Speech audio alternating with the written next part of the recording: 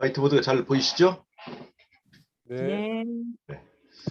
지난번에 제가 그 십계명수의 복음, 십계명수의 복음에 이제 제가 첫 번째 일부를 좀 했는데요. 지난번에 그 우리가 본 것처럼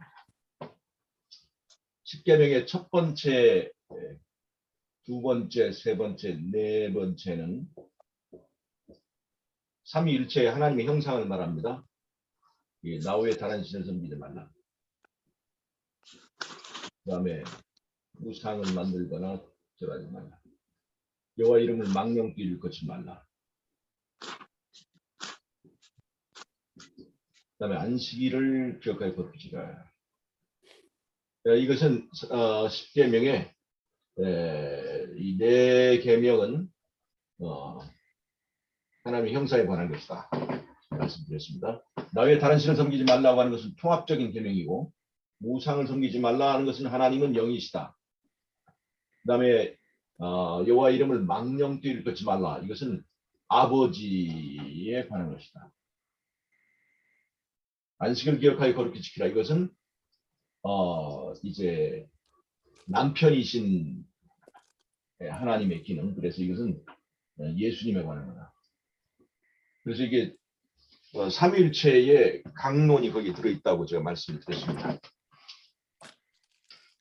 그 다음에 5, 6, 7, 8, 10 이렇게 6개의 계명이 5번째와 10번째 짝이 되고 이렇게 교차 구조가 있는데, 부모를 공경하라고 하는 것은 여기 이쪽과 연결이고, 그 다음에 살인하지 말라, 이렇게 생명에 관계된 것은 영과 관련된 여기가 있는데, 가늠하지 말라는 부부 관계를 이 주의라는 것은 이 언약 관계인 이렇게 안식일에 연결돼서 십계명의 세 뒤에 있는 그 사람에 관련된 계명인 세 개의 쌍이 앞에 있는 세 개의 계명과 연결되고, 그리고 그것은 나 외에 다른 신을 섬기지 말라라고 하는 그 계명의 하나 속에 다 포함되어서 십계명은 하나로 통합할 수 있다. 나 외에 다른 신을 섬기지 말라고 하는 계명 속에 다 들어가게 된다. 제가 말씀을 드렸습니다.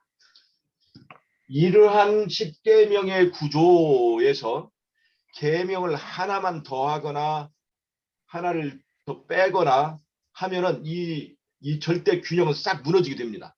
여기다 하나만 더 집어넣거나 하나를 빼거나 하면 싹 이게 이 균형은 싹 사라지게 돼요. 이 하나님께서 이 10개의 계명으로 정말 대단한 절대 균형을 이 십계명에서 집어넣어 놨다는 것을 우리가 알 수 있습니다.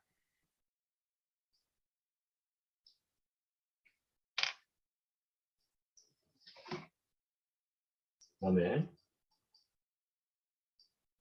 카톨릭에서 이 6개의 계명을 6개를 7개로 바꿨다고 그랬죠. 이 10째 계명을 둘로 나눠서요. 나눠서 7개로 했어요. 인간과의 관계를 말하는 인간 계명을 7개로 했어요. 6은 1과 결합해서만 7이라고 하는 안식에 도달할 수 있는데, 인간의 힘만으로 7에 도달할 수 있다고 하는 원리가 카톨릭 기별의 속성을 잘 나타내줍니다.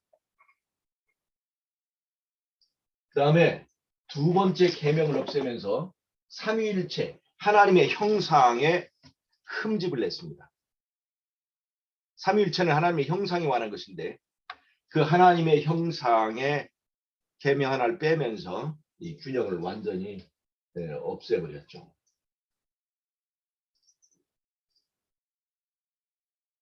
이 창조주가 하나님이시다라고 하는 사상이 들어있는 안식일 계명을 변개해서 주의를 지킬지 한마디로 바꿔버렸죠. 창조주 숭배 사상을 없앴습니다. 그 다음에 우상을 부정하는 그 계명을 없애고, 그래서 그들은 짐승의 우상을 세울 수 있는 근거를 만들었습니다. 왜 세 번째 계명에 손을 대지 않았느냐? 이 두 번째 계명과 네 번째 계명을 손대고 나니까 그렇게 하고 나니까 여기에 첫째 계명에 나 위에 다른 신을 섬기지 말라 할 때 이 나가 누가 됐냐면 사단이 되어버렸어요. 사단으로 바꿔버릴 수 있게 됐습니다. 우상을 세우고 창조주를 부정하다 보니까 나 위에 다른 신을 섬기지 말라 그 나가 여호와 하나님이 아니라 바로 사단이 될 수 있기 때문에 세 번째 계명은 손대지 않고 두 번째 계명을 없애고 네 번째 계명을 변개했습니다. 날짜의 문제가 아니라 즉 안식일 계명에 손댄 것은 날짜의 문제가 아니라 창조주가 하나님이다라고 하는 창조주 경배의 근거를 없애버렸다는 거예요. 두 번째 계명은 사람이 만든 신을 정당화시키는 것이고 네 번째 계명은 사람을 만든 신을 정당화시키는 계명입니다. 그래서 두 번째 계명과 네 번째 계명을 손질을 받습니다. 사단이 이 가톨릭 통해서 이 계명에 손을 볼 때는 이러한 정교한 대쟁투적인 의도를 가지고 정밀하게 하나도 그것이 헛되이 손댄 것이 아니라 이 대쟁투적인 거대한 의미를 거기에 두고서 손을 댔다고 하는 걸 알 수가 있습니다. 자, 오늘은 그 위에 다른 것을 하겠습니다.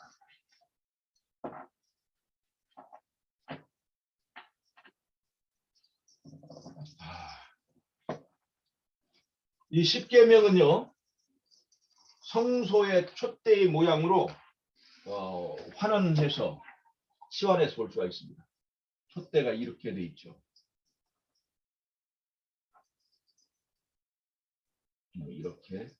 이렇게 돼 있습니다.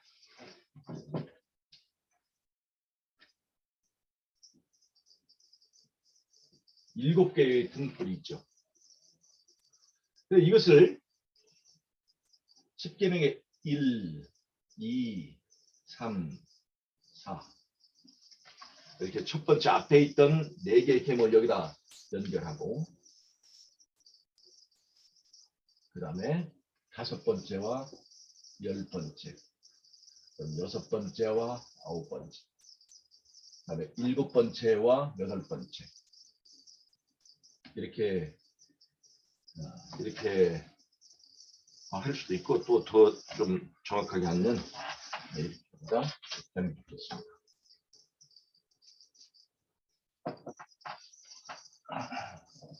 다섯 번째와 열 번째, 여섯 번째와 아홉 번째, 그다음에 일곱 번째와 여덟 번째 이렇게 연결하면 십계명을 완벽한 그 촛대의 모양으로 치환할 수 있습니다.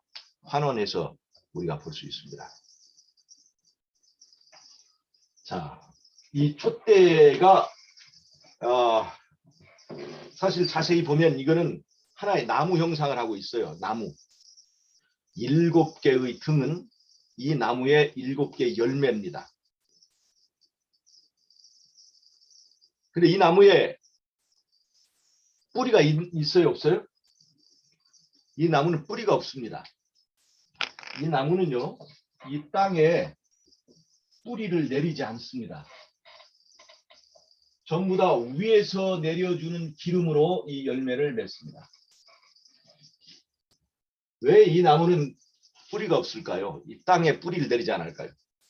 이 촛대는 어린 양이 어디로 인도하든지 따라가기 위하여 이 땅에 뿌리를 내리지 않습니다. 자, 이 촛대의 열매, 이 일곱 개 열매, 십계명의 열매,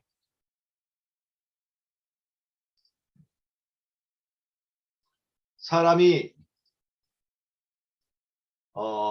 이 하나님의 율법을 지킬 수 있느냐 없느냐 하는 것 관련되어 있습니다. 어떻게 이 열매를 맺을 수 있느냐? 우리 스가랴 4장 6절을 한번 보겠습니다. 스가랴 4장 6절. 스가랴 4장 6절. 스가랴 4장 6절을 보면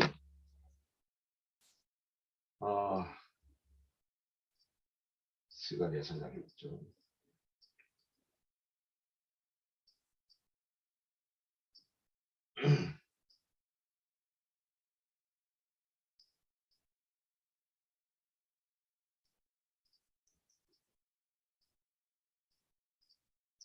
이 스가랴 4장 6절을 보면 그가 내게 일러 가로되 여호와께서 스룹바벨에 가신 말씀이 이러하니라. 만군의 여호와께서 말씀하시되 이런 힘으로 되지 아니하며 능으로 되지 아니하고 오직 나의 신으로 되느니라. 이 말씀, 유명한 이 말씀 하셨잖아요. 그런데 그 앞에 보면 스가랴 4장 1절부터 보면 내게 말하던 천사가 다시 와서 나를 깨우니 마치 자는 사람이 깨우임 같더라. 2절 그가 내게 묻되 네가 무엇을 보느냐? 내가 대답하되 내가 보니 순금 등대가 있는데 그 꼭대기에 주발 같은 것이 있고 또 그 등대에 7 등잔이 있으며 그 등대 꼭대기 등잔에는 7 관이 있고 그 등대 곁에 2 감람나무가 있는데 하나는 그 주발 우편에 있고 하나는 그 좌편에 있나이다. 내게 말하는 천사에게 물어 가로되 내 주여 이것들이 무엇입니까? 내게 말하는 천사가 대답하여 가로되 네가 이것들이 무엇인지 알지 못하느냐? 내가 대답하지 주여 내가 알지 못하니이다. 라고 했을 때 대답이 4장 6절입니다. 힘과 능으로 되지 아니하고 오직 나의 신으로 된다 하는 것을 보여주기 위하여 이 등대, 촛대를 보여줬다 이 말입니다. 스가랴서에서 말하는 이 촛대 옆에는 감람나무 가지가 연결되어 있습니다. 감람나무 양쪽에 2 감람나무 가지가 연결되어 있었습니다. 이 촛대를 보여주면서 이 촛대가 말하는 의미가 뭐냐면 힘과 능으로 되지 아니하지만 오직 나의 신으로 되느니라 그렇게 얘기했습니다. 그럼 이들이 지금 된다 안 된다고 이 스가랴에서 생각하는 이야기는 뭘까요? 된다 안 된다 생각하는 것은 성전 건축에 관한 얘기입니다. 성전 건축.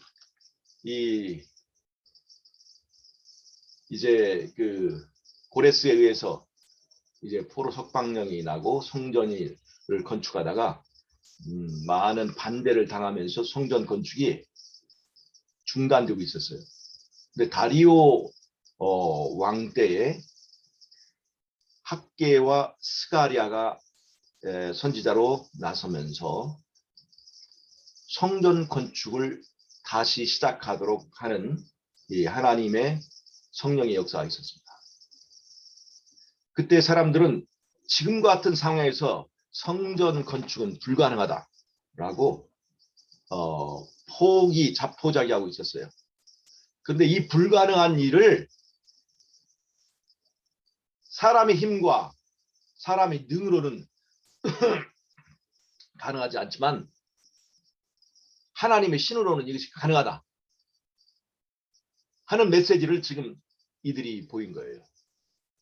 그리고 그때 그것을 보여준 것이 뭐냐면 바로 촛대 형상입니다. 촛대 형상. 어떻게 이런 일을 할 수 있었을까? 촛대 형상이 무슨 의미를 가지고 있기 때문에. 이 스가랴 4장에 보면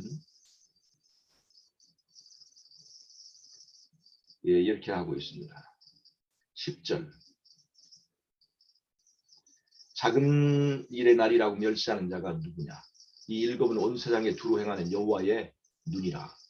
이 촛대의 7개의 등은 여호와의 7 눈을 말한다 그렇게 얘기를 했어요. 여호와 7 눈이에요. 자, 이런 형상이 이것이 어떻게 하나님으로서는 가능하다 하는 얘기를 하고 있을까? 여러분 우리가 마지막에 어린 양이 어디로 이끌든지 따라가는 무리의 등장이 있죠. 14만 4천 계시록 14장.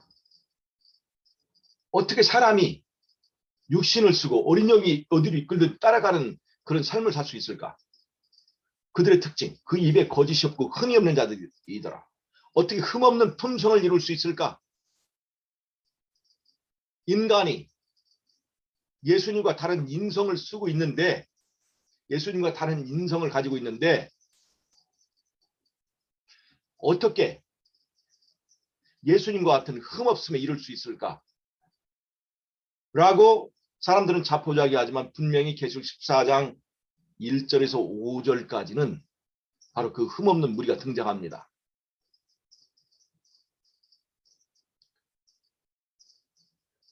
흠없음은 원래 사람의 특징이 아니고 그들을 이끌고 있는 어린 양의 특징입니다. 어린 양의 특징. 어린 양은 정말 흠이 없어야 되죠. 그리고 흠이 없음을 인정받았습니다. 어린 양이 흠이 없다는 것은 인정할 수 있습니다. 그런데 어린 양이 아니고 지금 어린 양을 따라가는 무리들을 흠없는 무리라고 지금 말하고 있는 것이 문제입니다. 이것이 지금 사람들의 가르침과 성경의 가르침의 차이입니다. 사람들은 이것이 불가능하다고 얘기합니다. 은혜로 구원받는 거지 어떻게 흠없는 품성을 이룰 수 있느냐. 은혜로 구원받는 거지 어떻게 우리가 예수님과 같은 그런 흠없는 삶을 살 수 있느냐 라고 말하고 있어요. 근데 성경은 그 무리를 얘기하고 있거든요.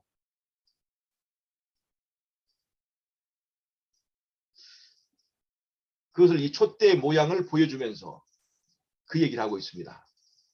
마지막 때 우리가 성전의 성전 건축은 우리에게 관련된 성전 건축은 품성의 성전입니다. 14만 4천의 인적 성전이고 그 다음에 품성의 성전 건축을 말합니다. 성전은 값비싼 집을 하나님 요구하는 것이 아닙니다. 성전은 흠없는 집을 하나님이 요구하시는 거예요. 하나님이 요구하시는 흠없는 집이에요. 그렇다면 마지막 시대에 하나님이 요구하는 성전 건축은 우리의 흠없는 품성의 건축을 말합니다. 근데 그것이 이제 우리들의 교인의 기별에서 그것이 자꾸 부정되는 것이 있죠. 품성이 있어야 구원받느냐. 품성이 구원의 조건은 아니다. 그 다음에 어떻게 우리가 육신을 쓰고 우리가 어떻게 율법을 순종할 수 있고 어떻게 율법 완전한 품성을 이룰 수 있느냐 그렇게들 얘기를 하죠. 그래서 제가 여러 번 이 문제들에 대해서 우리가 말씀을 드렸습니다.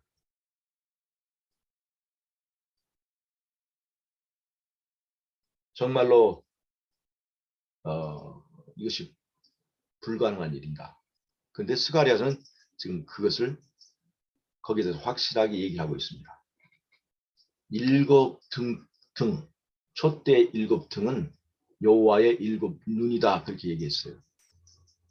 그것이 일곱 눈이 어떻게 그의 신으로 된다는 것을 말하는가.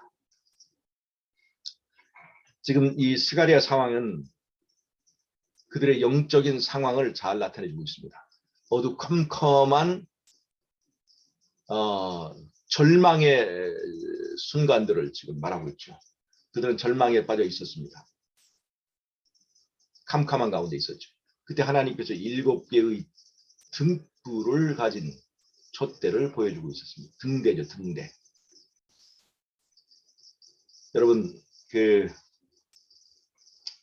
캄캄한 밤에 말이죠.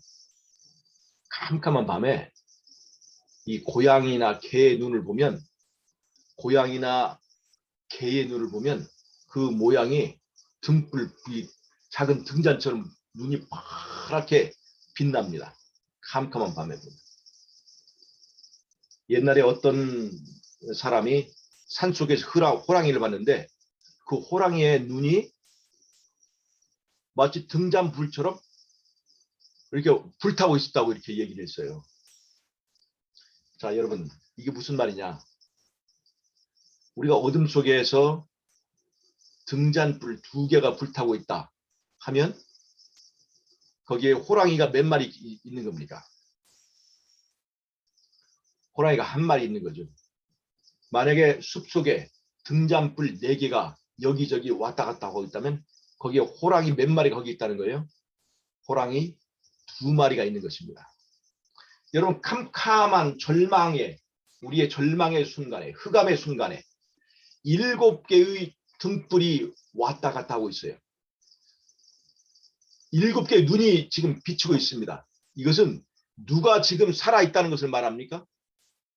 바로 그것은 하나님이 살아계시다고 하는 이 존재의 확실한 메시지를 보여주는 겁니다. 하나님이 그 불타는 눈으로 우리의 모든 일거수일투족들을 살펴보고 우리를 지켜주고 우리를 보호하고 우리를 인도하고 있다는 증거가 이 촛대에 보여지는 하나님의 7 눈의 의미입니다. 하나님이 죽지 않고 살아있다.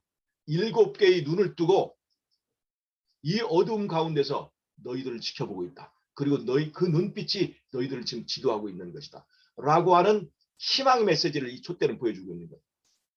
너희들의 힘으로는 분명히 어렵지. 그러나 내가 너희들을 할 수 있도록 해줄게. 할 수 있게 해줄게. 내가 하게 해줄게. 내 은혜를 붙들고 내 힘을 붙들고 열매를 맺으라고 품성을 맺으라고 우리에게 주는 메시지가 바로 이 촛대의 메시지입니다. 스가랴 4장은 우리에게 그런 의미를 줍니다. 이 10계명의 열매를 어떻게 맺을까? 이 육신을 가지고 힘과 능으로는 안 되지만 나의 신으로 성령의 은혜로 가능하게 해주겠다. 여러분 우리가 이것을 믿고 안 믿고는 우리의 자유지만 믿느냐 안 믿느냐에 따라서 우리의 운명이 달라질 수 있습니다. 자꾸 불가능해.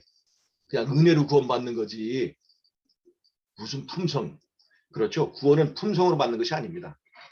구원은 예수 믿는 예수님과 나와의 관계에서 이제 요구되는 것 그 하나뿐입니다. 믿음뿐이죠. 그러나 이 품성의 문제는 우리의 구원 문제 이상을 말합니다. 즉 이 품성은 구원의 조건이 아니에요. 그러나 대쟁투의 조건입니다. 욥과 이제 욥을 두고 사단과 예수님이 내기를 벌이잖아요. 욥과 같이 순전하고 흠이 없는 자, 흠이 없는 사람이 있느냐 없느냐를 놓고 예수님과 사단이 내기를 벌이는 거예요. 그러니까 욥의 흠없음이 누구에게도 인정을 받아야 되냐면 사단에게도 인정을 받아야 되는 거예요. 우리의 구원의 문제는요, 예수님과 나와의 문제입니다. 우리의 지성소에서 이루어지는 거예요. 그건 품성으로 나타나지 않아도 내 안에서 일어나는 내밀한 것이기 때문에 예수님과 나의 문제예요. 구원의 문제는요. 그러나 품성은 나와 예수님이 하나 되었다는 것이 외부적으로 확실하게 인정을 받는 것을 말합니다. 심지어 우리를 공격하는 악인들조차도 심지어 사단조차라도 이 사람은 하나님의 소유라고 하는 것을 완전히 인정할 수 있는 증거를 그들의 삶을 통해서 확실하게 입증하는 사람. 이것이 품성의 문제라고 하는 거예요. 이 품성의 문제는 대쟁투와 관련해서 이것이 요구되는 겁니다. 마지막에 사단도 인정할 수밖에 없을 정도로 완전히 품성적으로 외부적으로 인정받아야 되는 것이 바로 이 품성의 문제입니다. 예수님과 나와의 문제, 구원의 문제는 누구도 모르죠. 예수님밖에 모르죠. 사단도 모르고 다 모르죠. 그러나 대쟁투에서 예수님과 사단과의 내기가 나를 두고 있는 것인데 예수님이 사단과의 내기에서 이기려면 내가 이 흠없고 또 이제 율법을 순종하는 삶을 살았다고 하는 것을 누구도 인정해야 되냐면 사단도 인정해야 돼요. 그래서 마지막 때에 품성이 요구되는 것은 대쟁투적인 관점에서 요구되는 거지 반드시 구원의 문제만 그렇게 거기에 관련되어 있는 것이 아닙니다. 그래서 우리는 마지막 때 흠없는 무리들이 나타나야 돼요.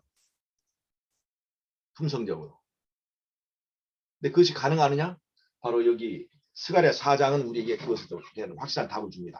힘과 능으로는 불가능하지만 그 신으로는 가능하다. 이것을 보여주는 것이 십계명에 숨겨져 있는 그 원리란 복음이라는 겁니다. 십계명은 촛대 형상으로 바꿀 수가 있어요.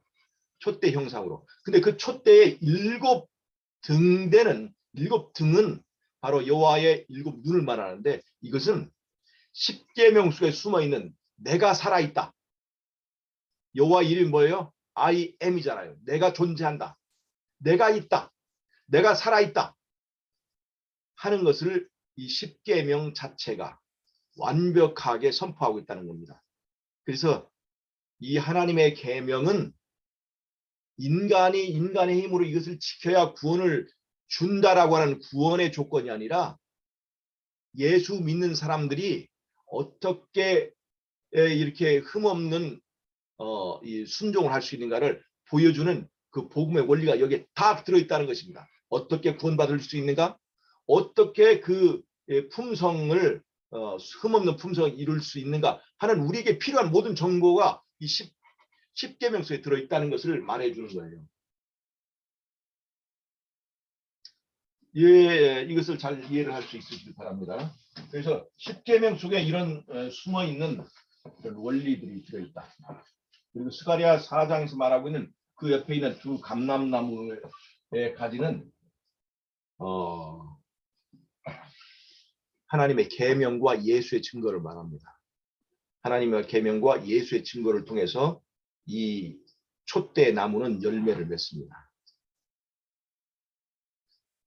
이렇게 십계명 속에는 구원을 얻을 수 있는 원리 또 흠없는 품성을 이룰 수 있는 원리들이 다 거기에 숨어 있습니다.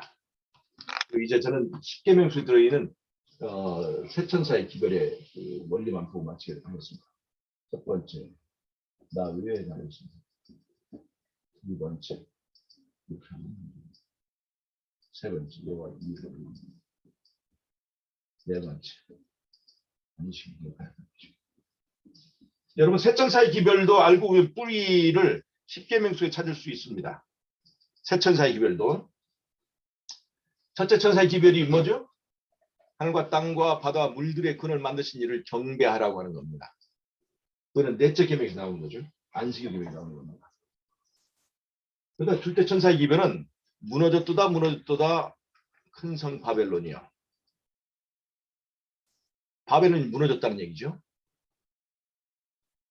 여러분 이 바벨론이 무너졌다 하는 기별은 창세기 11장에 바벨탑이 무너진 것과 같은 맥락이 있습니다. 바벨탑이 무너진 이유가 뭐예요? 그들이 탑을 세워서 하나님의 이름을 드러내는 것이 아니라 자기들의 이름을 드러내려고 그랬어요. 하나님의 자리에 이 피조물이 대신 앉는 겁니다. 즉 하나님의 성전에 보여 자기를 일컬어 하나님이라 일컫는 얘기예요. 그 누가 하는 거예요? 그것이 바로 바벨론의 기별이죠. 데살로니가 2장 8절인가요? 거기에 나오잖아요. 하나님의 성전에 앉아 자기를 일컬어 하나님이라 하는. 즉 피조물이 자기를 하나님이라고 일컫는 그 사상, 그 단체, 그 주장, 그것이 바벨론의 또 바벨탑의 특징인데 바로 그들은 하나님의 이름을 망령되이 일컫는 것입니다. 참남된 이름을 거기다 가지고 있는 거죠. 그 계시록 13장에 보면 그 짐승이 참남된 이름을 가지고 있습니다. 스스로 하나님이라고 하는 거죠. 그래서 그 둘째 천사의 기별은 하나님의 이름을 망령되이 일컫는 거예요.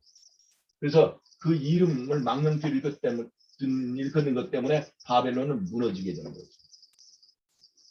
셋째 천사의 기별은 짐승의 우상에게 경배하면 유황불에 들어가게 된다.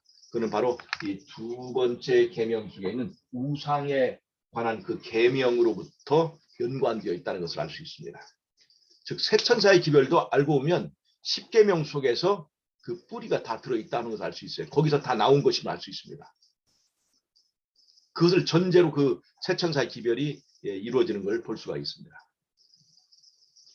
그래서 오늘 저는 이 10계명 속의 복음의 두 번째 그 얘기를 통해서 하나님께서 우리에게 주신 성경을 압축하면 모세오경으로 만들 수 있고 모세오경을 압축하면 10계명인데 이 10계명 속에는 과연 이 선악간의 대쟁투에 필요한 이런 모든 정보들이 이렇게 깃들어 있고 숨어 있다 하는 것을 제가 말씀을 드립니다.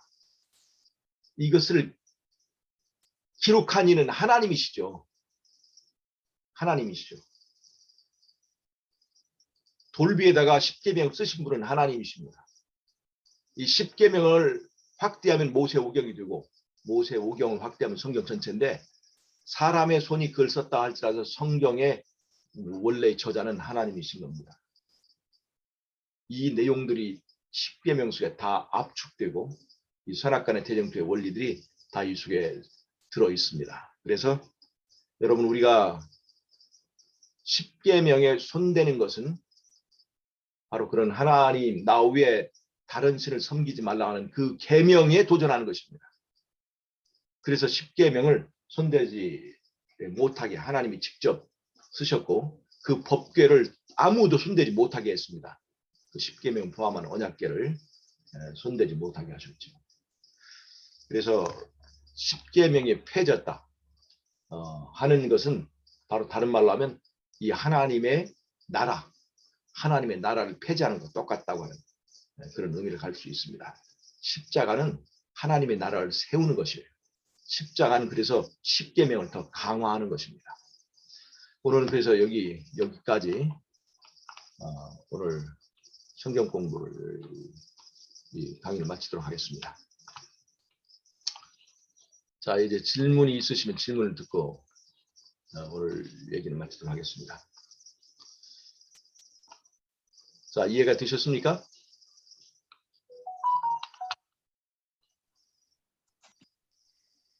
네.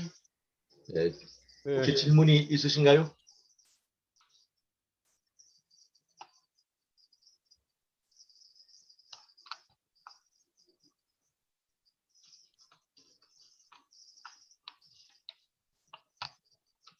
질문들이 없으시면 기도하고 마치겠습니다. 네, 하나님 우리 아버지 오늘 또 이 말씀들 연구할 수 있도록 도와주셔서 감사합니다. 하나님의 성령께서 함께 하시고 우리를 힘과 능으로는 불가능하지만 하나님의 신으로 가능한 그런 역사 우리의 삶 속에서 일할 수 있도록 도와주시기를 예수님의 이름으로 기도합니다. 아멘. 아멘. 네, 여기까지 하겠습니다. 수고하셨습니다. 네, 감사합니다. 네, 네. 수고하셨습니다. 예, 들어가세요. 네. 수고하셨습니다.